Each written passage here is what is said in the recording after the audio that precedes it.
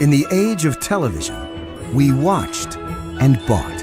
The Auto Magic Permafreeze, with plenty of room for groceries galore. The Auto Magic Permafreeze, with the super duper store-o-matic door. Now, we participate and share.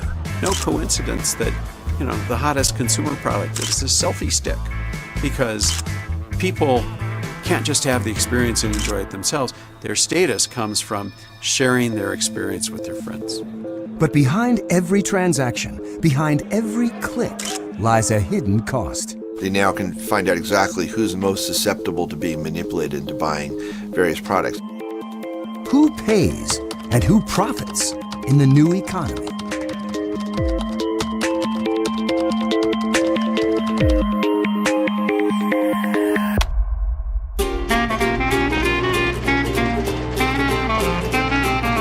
With the 20th century dawned the industrial age. The key to making money was producing and selling middle-class goods. Henry Ford's factories epitomized the new era. His workers kept assembly lines humming and earned enough to buy the cars they made. And for me, the symbol of that economy was the time clock. And the central actor was the worker, the basic unit of productivity. And the time clock matters because it symbolizes this effort of organizing humans into super efficient mega machines, squeezing ever more productivity in the service of producing stuff. Really fantastic, really fantastic.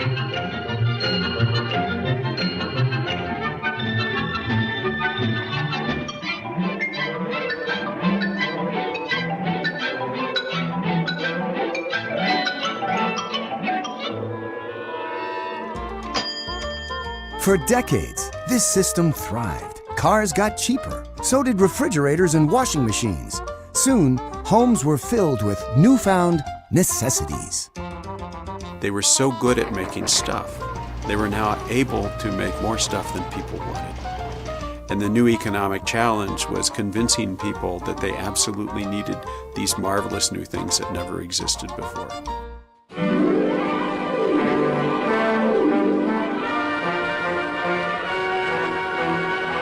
They'll know you've arrived when you drive up in the 1958 Edsel, the car that's truly new from nameplate to tail lights.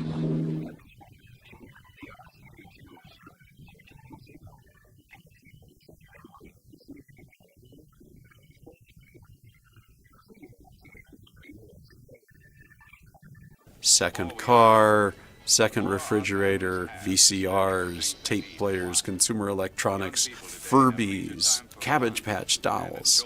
It was diabolical. And we responded. And so we had to make our houses bigger to hold all the stuff we didn't need. And for me, the symbol was the credit card. That marvelous device that allows you to buy something even when you don't have the cash in your pocket or in your bank account. The first credit card, Charge It, was issued in 1946. It only worked in Brooklyn and was paid in full each month. Modern credit cards made their debut in 1966, just in time for baby boomers to spend beyond their means.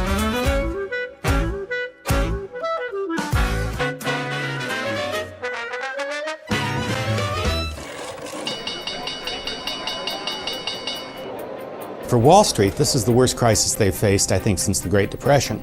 The consumer economy ended on one date, and that was November 21st, 2008, the market crash.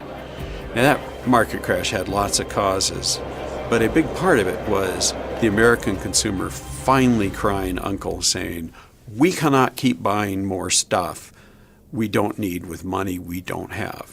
It got so good at making us desire things that we were spending recklessly, and the market crashed. Out of the ashes arose a new way of making money. Today, capitalism's holy grail is access to personal information.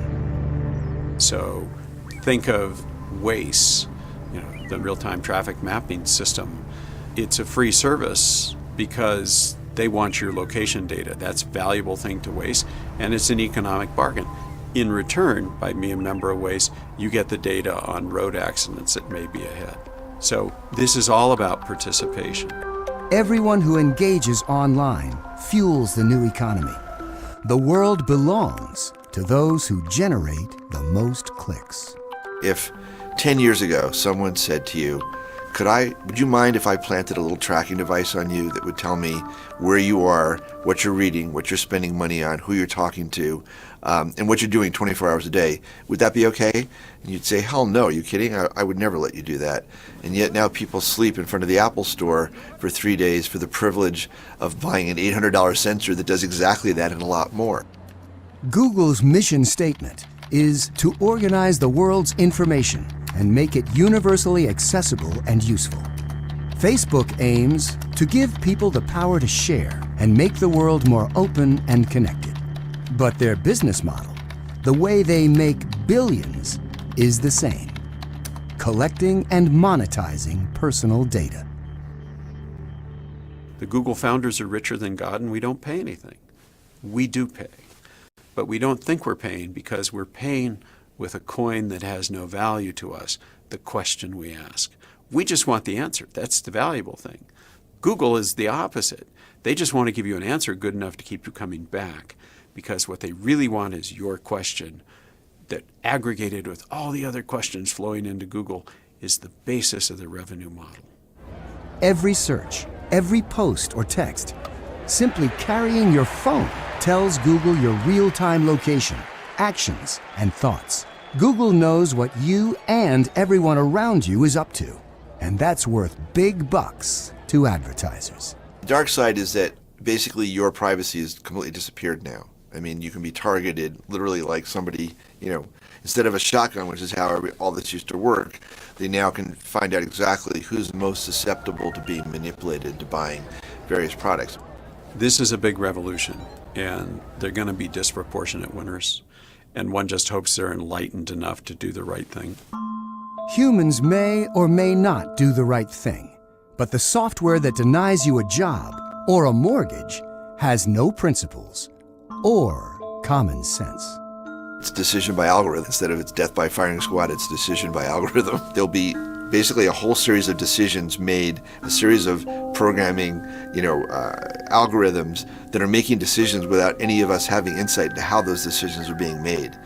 And that's a little bit scary, is that the human judgment part of it may be replaced by automatic decision making, like in the movie Brazil, where there's an error made, but you have no way of actually going in and actually fixing the error. Know that at all times, every move you make in cyberspace, and increasingly every move you make outside of cyberspace, you are being watched by the unblinking, inhuman eye of machines who are drawing conclusions from your every action.